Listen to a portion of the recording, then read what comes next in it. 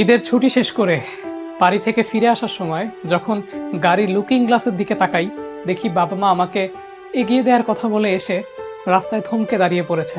আমি তাদেরকে সান্ত্বনা দিয়ে এসেছি আর কিছুদিন পরেই তো আবার ফিরে আসব। কিন্তু সান্ত্বনা দেওয়ার পর গাড়িতে উঠে বাবা মায়ের স্তব্ধ হয়ে দাঁড়িয়ে থাকা ওই জায়গা থেকে গাড়ির দূরত্ব যত বাড়ে তত আমার মনটা নরম হতে থাকে। আমার এমন শক্ত এবং সুদৃঢ় মন সামান্য চোখের অশ্রুকেও মোকাবেলা করতে পারে না। কিছুক্ষণ পর যখন ব্যথাটা আরেকটু তীব্রতর হয় তখন মাকে একটা কল দিই, কিন্তু মায়ের কলটা ধরতে একটু দেরি হয়।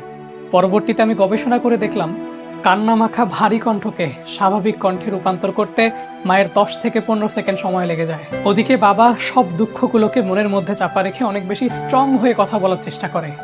কিন্তু আমি তো বড় হয়েছি, আমি তো বুঝি জীবনটা এতটা বৈচিত্র্যময় না হলেও পারত। এতটা বৈচিত্র্যের আমাদের দরকার ছিল না। শুধুমাত্র স্বাভাবিক জীবনযাপনের জন্য যে উপকরণগুলো প্রয়োজন, এগুলো যদি পরিবারের সাথে থেকে পুরোটা জীবন ধরে পাওয়া যেত, কি এমন ক্ষতি হতো।